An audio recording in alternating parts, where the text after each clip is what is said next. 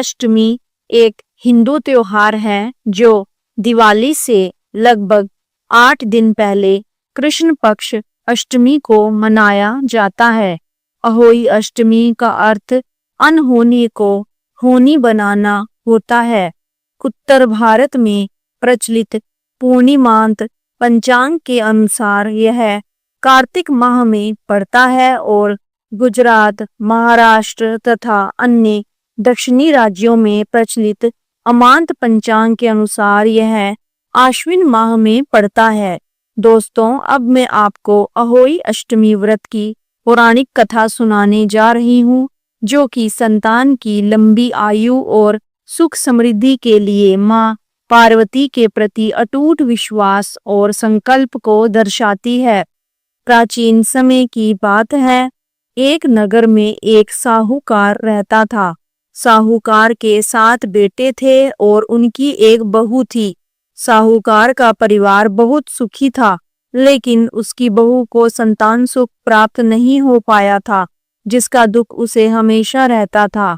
कार्तिक मास के कृष्ण पक्ष की अष्टमी तिथि के कुछ दिन पहले, दिवाली से ठीक पहले, साहूकार की बहू जंगल में मिट्टी लेने के लिए गई। उसे अपने घर के लीपने और सजाने के लिए मिट्टी की जरूरत थी। जब वह जंगल में मिट्टी खोद रही थी तो अनजाने में उसकी कुदाल एक साही के बच्चे को लग गई। साही का बच्चा उसी कुदाल के वार से मर गया। इस घटना से साहूकार की बहू को बहुत पश्चाताप हुआ।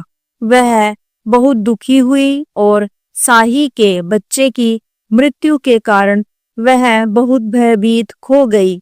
जल्द ही उसे एक और बड़ी विपत्ति का सामना करना पड़ा।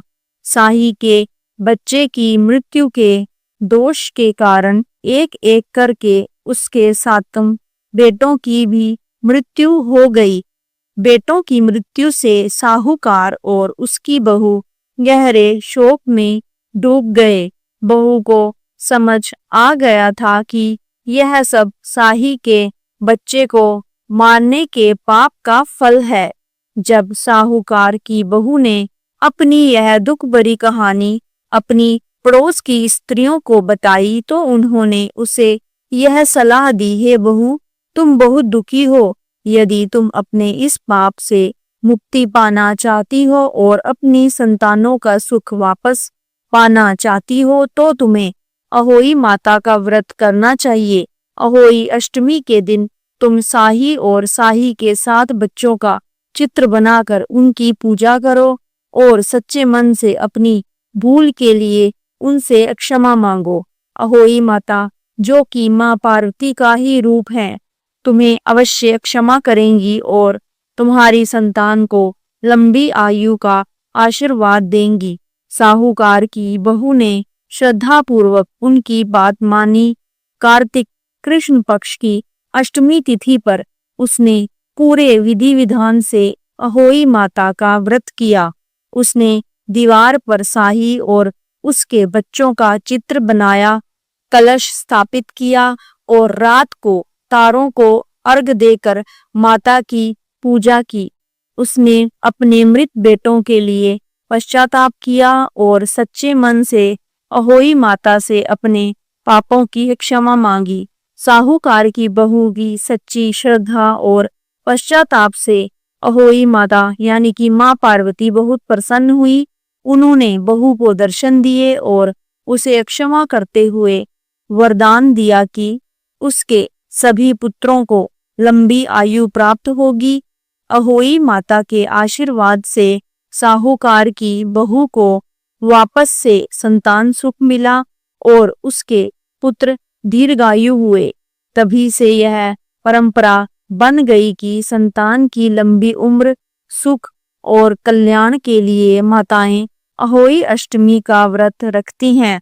यह कथा बताती है कि अज्ञानतावश या जानबूझकर किए गए पापों के लिए सच्चा पश्चाताप और क्षमा याचना ही मुक्ति का मार्ग है और माँ पार्वती सभी माताओं की संतानों की रक्षक हैं। दोस्तों, अब मैं आपको अहोई अष्टमी व्रत विधि बताने जा रही हूँ। सबसे पहले कार्तिक कृष्ण पक्ष की अष्टमी को सूर्योदय से पहले स्नान करके व्रत का संकल्प लें। दिन भर निर्जल या फलाहार रहें। दीवार पर अहोई माता, सेवक, सहाय, बिलाव या फिर शाही और संतान का चित्र बनाएं। सायंकाल तारा निकलने पर जल का अर्घ दें। अहोई माता की कथा सुनें और आरती करें। अगर आपको जानकारी अच्छी लगी हो तो वीडियो को लाइक और चैनल को सब्सक्राइब जरूर करें। जय माता दी।